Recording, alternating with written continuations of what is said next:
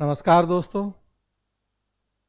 10 अक्टूबर को UPSC civil सेवा परीक्षा की प्रीलिम्स की परीक्षा होने जा रही है। 3 दिन का समय बचा है।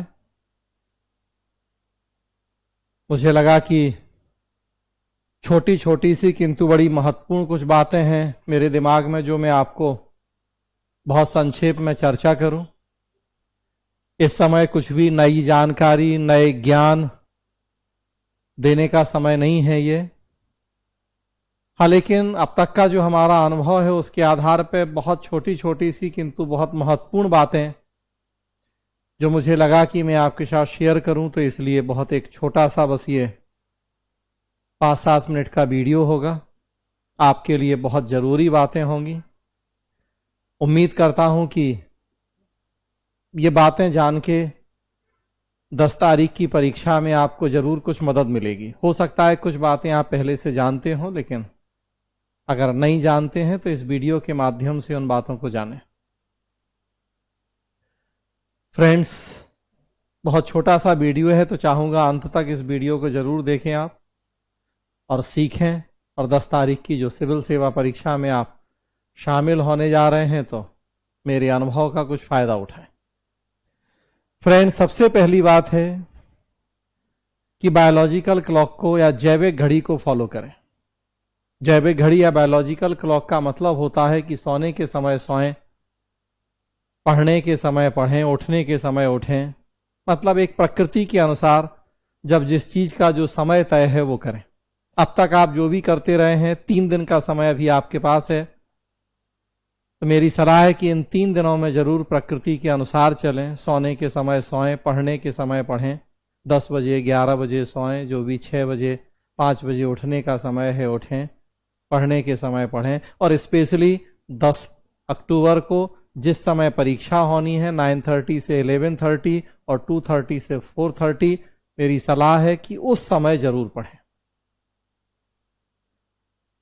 हमारा जो शरीर है, हमारा जो दिमाग है, हमारा जो मन है, जैसे हम अपनी शेड्यूल बनाते हैं, जैसा हम काम करते हैं, धीरे धीरे उसी के अनुरूप ढलता जाता है। अभी अगर आप 9:30 वाले समय में सो रहे हैं या 2:30 बजे वाले समय में सो रहे हैं, सैटरडे तक आप उसी तरह का रूटीन फॉलो कर रहे हैं, संडे को हो सकता है आपको अनयूजुअल फील हो, दिक्कत हो जाए 9:30 बजे, चूंकि आपका तो रूटीन सोने का है, वहां एग्जाम देंगे, नींद आएगी वहां, क्योंकि आपका शरीर तो उसी के अकॉर्डिंग ढला हुआ है। तो ये 1-2 दिन में बदलने की चीज़ें नहीं है। फिर भी जब जागे तभी सवेरा, 3 दिन का समय है। कोशिश करें कि बायोलॉजिकल क्लॉक को फॉलो करें। स्पेशली जो एग्ज़ाम का समय है उस दौरान पढ़ें, और बिल्कुल उसी तरह से टेबल कुर्सी पेपर लेके बैठें और उसी तरह से 2 घंटा पढ़ें 3 दिन में, ताकि शरीर उसके और दिमाग उसके अकॉर्डिंग ढल पाए। दूसरी बात फ्रेंड्स, प्रीलिम्स का एग्जाम है। क्रांति और भ्रांति कहा जाता है कि सिविल सेवा परीक्षा में जहर के समान होती हैं। प्रीलिम्स मतलब भ्रांति या कंफ्यूजन बिल्कुल नहीं होना चाहिए। 4 ऑप्शन है, जो एक सबसे सही और सटीक ऑप्शन है वो आपको टिक करना है। तो इसलिए जितना जो भी पढ़ा है, 3 दिन में जो भी रिवीजन कर रहे हैं, कोशिश करें कि नो कन्फ्यूजन, 0 कन्फ्यूजन के साथ पढ़ाई करें, ताकि आप ऑब्जेक्टिव एग्जाम है, जो सबसे सही और सटीक आंसर है उसको चुन पाएं। मेंस में 1-2 लाइनें ऊपर नीचे हो जाए चल जाता है, सब्जेक्टिव होता है, लिखना है। प्रीलिम्स में लेकिन ABCD में से जो एक सही उत्तर है वो चुनना है, तभी कर पाएंगे जब कोई कंफ्यूजन नहीं होगा। तो 0 कंफ्यूजन के साथ 3 दिन में चीज़ों को रिवाइज करें। अगला, निगेटिव मार्किंग से डरें नहीं। अक्सर नेगेटिव मार्किंग का डर हो जाता है हमारे मन में कि गलत आंसर हो जाएगा, नंबर कट जाएंगे। लेकिन फ्रेंड्स, जो सिविल सेवा परीक्षा का नेचर है, इस बार यूपीएससी ने आप देखें 2020 के जो कटअप जारी किए प्रीलिम्स के जनरल कैटेगरी में, 94 नंबर जिनके हुए, मतलब 47 क्वेश्चन सही हुए, वो प्रीलिम्स पास हो गए। बहुत ज़्यादा नहीं है ये, फिर भी 50 का आप टारगेट लेके चलें। मैं तो कहता हूँ कि 55 से 60 का टारगेट होना चाहिए, और आपको 50+ सही करना है, तो उसके लिए रिस्क लेना होता है। नेगेटिव मार्किंग से डरना नहीं होता है। बहुत कम स्टूडेंट या शायद ही कोई ऐसा होता है सिविल सेवा परीक्षा में बैठने वाला कि जो 100% श्योर होता है 50 से ज़्यादा क्वेश्चंस के आंसर को लेके। मैक्सिमम 30-35 प्रश्न ऐसे हो सकते हैं जिनके 100% आंसर आपको पता होते हैं बिना किसी डाउट के। उसके बाद आपको रिस्क ही लेनी होती है। बिना रिस्क के 50-55 पहुंचना थोड़ा कठिन होता है। रिस्क लेना जरूरी है और रिस्क तभी ले पाएंगे जब आप नेगेटिव मार्किंग से डरेंगे नहीं। फ्रेंड्स, वैसे भी देखेंगे 4 प्रश्न आप ब्लैंक छोड़ देंगे तो 0 है, और अगर 4 प्रश्नों में रिस्क लेंगे, 1 सही और 3 गलत हो जाएंगे तब भी 0 है। और एक समझदार पढ़े लिखे स्टूडेंट से इतनी अपेक्षा की जाती है कि वो 4 प्रश्नों में रिस्क लेगा तो 1 सही जरूर कर देगा, और 1 सही 3 गलत होंगे तो 0। मतलब 4 प्रश्न आपने छोड़े तब भी 0, और 4 प्रश्न पे आपने रिस्क ली, 4 में 1 भी सही हो गया तो 0। किंतु अगर 2 सही हो गए तो फायदा। 4 में 4 गलत भी हो सकते हैं किसी के, लेकिन अब जिसके 4 में 4 गलत हो जाएं, उस तरह के स्टूडेंट्स के लिए तो हम बात भी नहीं कर रहे हैं। हम तो उन अच्छे स्टूडेंट्स की बात कर रहे हैं जो बिल्कुल बॉर्डर लाइन पे होते हैं। 1-2 प्रश्न ऊपर नीचे होने से, 2-4 नंबर कम ज्यादा होने से पास और फेल हो जाते हैं। तो उनके लिए हम बात कर रहे हैं कि कम से कम आपको 80 प्रश्न तो अटेम्प्ट करने ही चाहिए। 35 से 40 प्रश्न ऐसे जो आप 100% श्योर हैं, बाकी 40 प्रश्न आप रिस्क लेके अटेम्प्ट करते हैं। उन 40 में अगर आपके 10 सही होंगे, 30 गलत होंगे तब भी 0 है, छोड़ने का कोई औचित्य नहीं है। और अगर 40 में आपके 15 सही, 20 सही हो जाएंगे तो आप आगे निकल जाएंगे। ऐसे प्रश्न 15 प्रश्न, 20 प्रश्न जिनमें आपको कुछ भी दिमाग में आइडिया नहीं है, ABCD कुछ भी काम नहीं करता दिमाग, वो छोड़ दें। लेकिन ऐसे प्रश्न जिनमें 2 को आप हटा देते हैं, 2 ऑप्शन में आपको डाउट होता है, मुझे लगता है कि अपना जो भी ज्ञान है, आपका नॉलेज है, उसके अकॉर्डिंग उन 2 में आप किसी एक को चूज करें। उस तरह के प्रश्नों में रिस्क लें। 80-85 प्रश्न अटेम्प्ट करने चाहिए। बाकी हर आदमी के लिए अलग अलग हो सकता है। यहां सोचना एक सामान्य प्रवृत्ति की मैं बात कर रहा हूं। फ्रेंड्स, आप ही जैसे लोग परीक्षा पास करते हैं, कोई अलग से नहीं है लोग जो परीक्षा पास कर रहे हैं सिविल सेवा परीक्षा।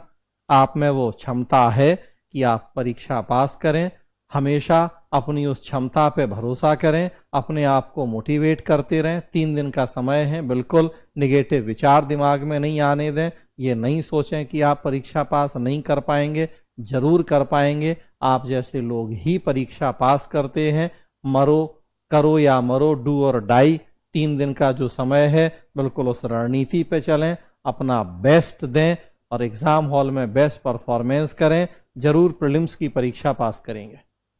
यूपीएससी के द्वारा जो भी गाइडलाइंस जारी किए जा रहे हैं उनको फॉलो करें। छोटी सी किंतु महत्वपूर्ण बात है, सैनिटाइजर, मास्क या फेस शील्ड या जो गाइडलाइंस यूपीएससी की तरफ से हैं, नहीं भी यूपीएससी की तरफ से, आप अपनी सेफ्टी को ध्यान में रखते हुए कर ही रहे हैं। बेसिक चीजें हैं, फेस शील्ड है, हैंड सैनिटाइजर है, मास्क है, तो आप इन सारी चीजों को भी जरूर फॉलो करें।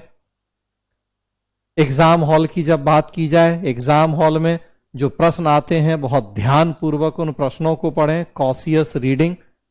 हिंदी मीडियम है, फिर भी कोशिश करें कि एक बार प्रश्न इंग्लिश में भी पढ़ लें, क्योंकि ये आप बहुत भली भांति जानते हैं कि यूपीएससी में हमेशा से ट्रांसलेशन का एक काफी विवादास्पद मुद्दा रहा है। कई बार इंग्लिश के प्रश्नों का हिंदी में ट्रांसलेशन इस तरीके से होता है कि आप हिंदी के वो कठिन शब्दावली को नहीं समझ पाते हैं, अर्थ का अनर्थ कई बार होता है। वैसी स्थिति में सलाह दी जाती है कि एक बार आप इंग्लिश रीडिंग भी कर लें। स्पेशली जो कुछ टफ वर्ड हैं हिंदी के, कुछ टर्मिनोलॉजी है किसी सब्जेक्ट की, उसे आप इंग्लिश में भी जरूर पढ़ें। तो ध्यान पूर्वक प्रश्न को पढ़ें एग्जाम हॉल में। स्पीड मेंटेन करें, क्योंकि काफी हद तक आप देखेंगे जो ये प्रीलिम्स की परीक्षा है, नॉलेज के साथ साथ स्पीड टेस्ट भी है।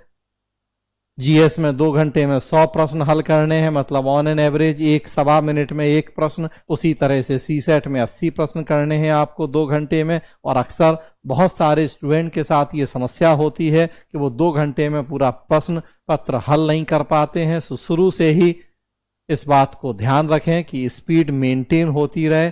एवरेज 1 मिनट में 1 प्रश्न।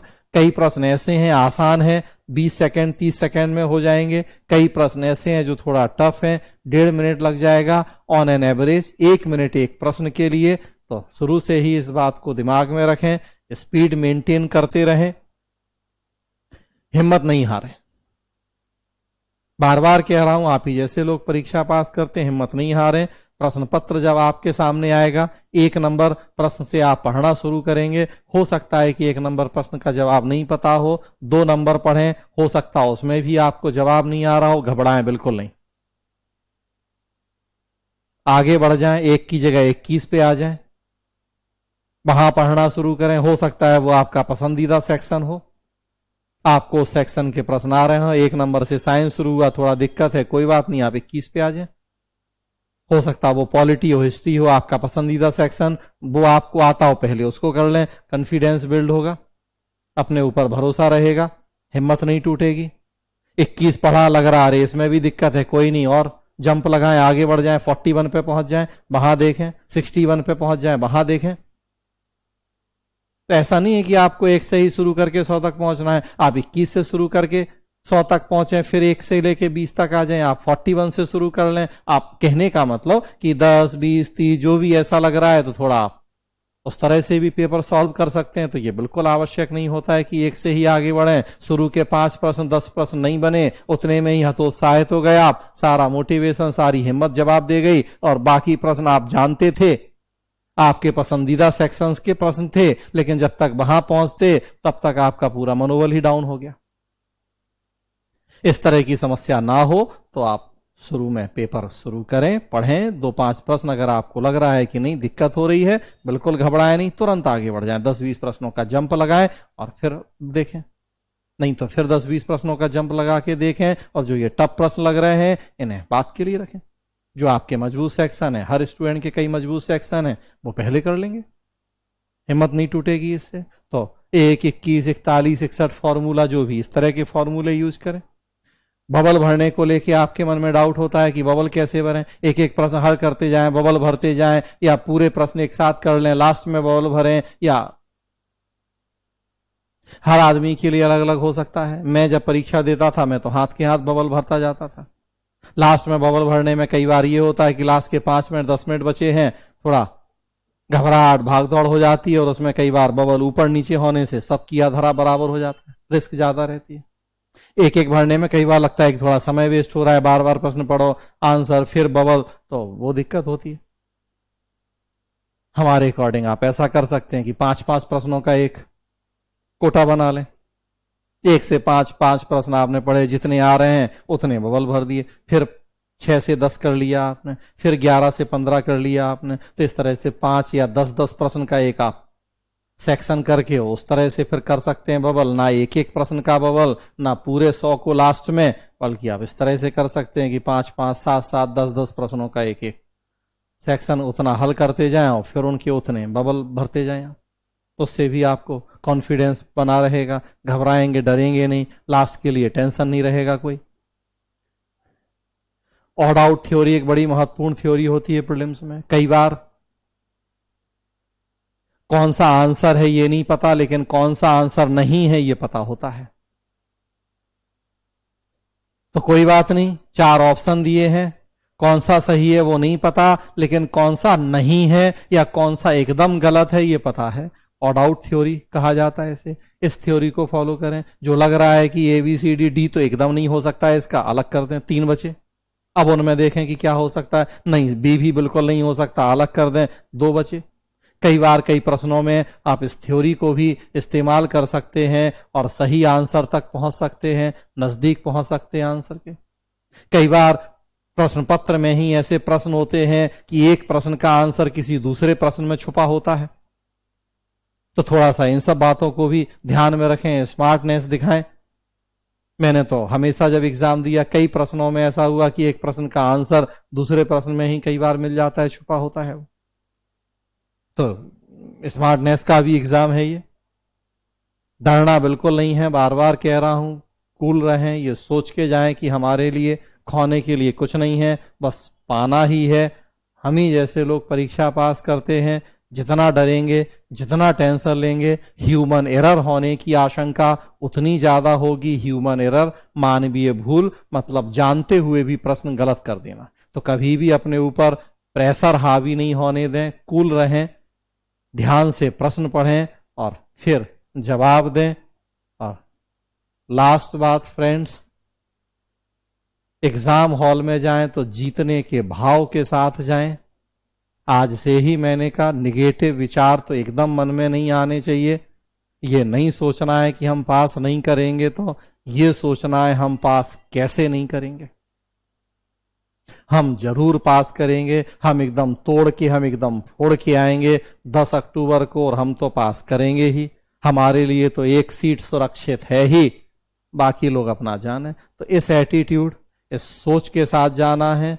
ओवर कॉन्फिडेंस नहीं कह रहा हूं मैं, हाँ, लेकिन कॉन्फिडेंस तो जरूर होना चाहिए। सोच सकारात्मक होनी चाहिए, पॉजिटिव थिंकिंग होगी, अपनी क्षमताओं पे भरोसा होगा, तभी अच्छा कर पाएंगे। तो बिल्कुल जीतने के भाव के साथ ही जाएंगे जब एग्जाम हॉल में एंटर करेंगे। तो फ्रेंड्स, छोटी छोटी सी बातें थी, किंतु मुझे लगता है आपके लिए उपयोगी हो सकती हैं ये बातें। 10 तारीख के लिए गुड लक। कोशिश करें जो मैंने बातें बताई उनका पालन कर पाएं, बढ़िया से एग्जाम दें। अगली वीडियो में मिलेंगे कुछ और बातों के साथ। तब तक के लिए नमस्कार, धन्यवाद।